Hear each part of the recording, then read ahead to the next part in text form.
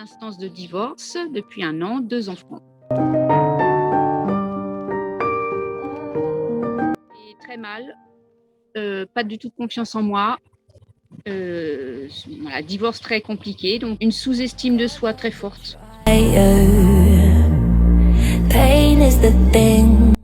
Énormément de harcèlement, la culpabilité, tout est trop, voilà, très compliqué.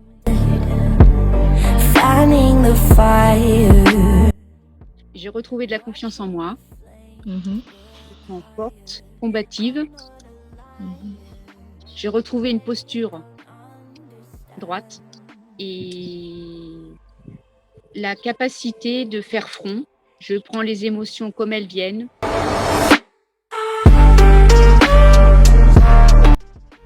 L'envie d'être aidée,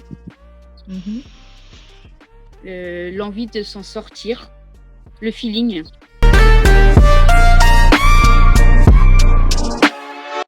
Un peu d'appréhension parce que voilà, on est entouré de coachs de toutes sortes et voilà, savoir est-ce que ça allait fonctionner, est-ce que c'était la bonne méthode, est-ce que ma réceptivité. L'écoute, le non-jugement, l'épaule et la sensibilité. Ouais, l'écoute, essentiellement l'écoute. Le fait que voilà, je me sente plus sûre de moi, que je suis capable de. L'indépendance.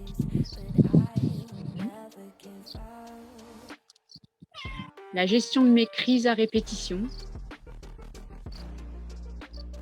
Et je me sens plus forte.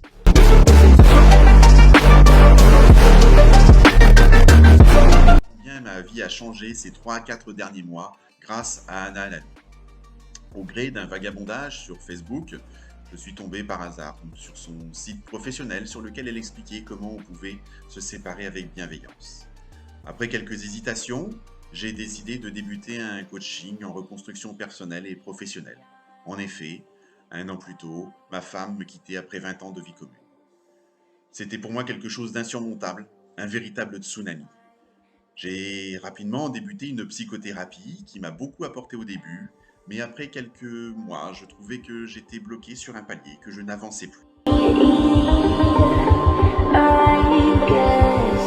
Grâce à ces exercices, grâce à son écoute, à sa bienveillance, bien tout cela a déclenché une profonde introspection chez moi et une grande inspiration. Ces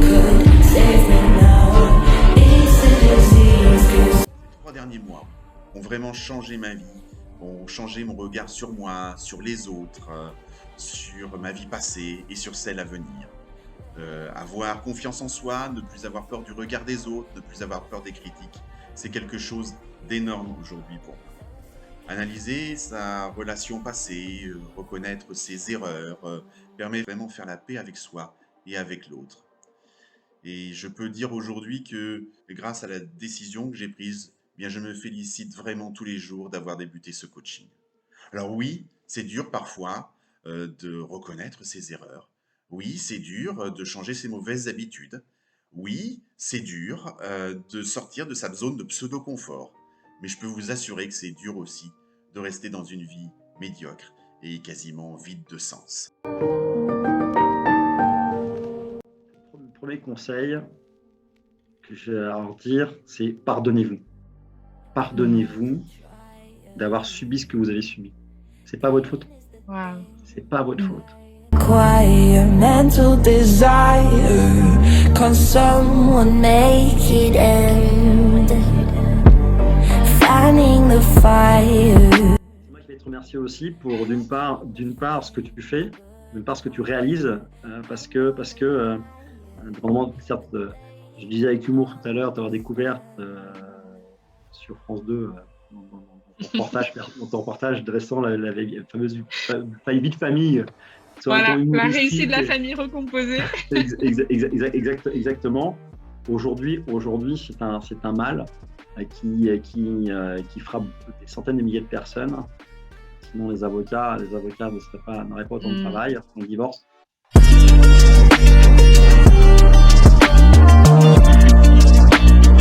vois, c'est tellement beau ce que tu fais, ce que tu réalises, parce que l'amour est inconditionnel, mais dans l'impermanence du temps, deux mots ne devraient pas s'exprimer, mais l'impermanence du déroulement de l'énergie, du temps, fait que on se marie pour le meilleur et pour le pire, mais sauf que le pire, on n'y pense pas au début. Mais le pire ne devrait pas exister, parce que les relations, dans le respect des êtres, dans leur universalité, on peut partager X temps ensemble sur le même chemin et se quitter tout en par la suite se respectant et en s'aimant toujours, mais sous une autre forme. Et ce que tu fais, Connie, qu'il y a des enfants qui sont bien généralement au milieu, qui en subissent toutes les conséquences. C'est quelque chose qui, moi, me touche beaucoup.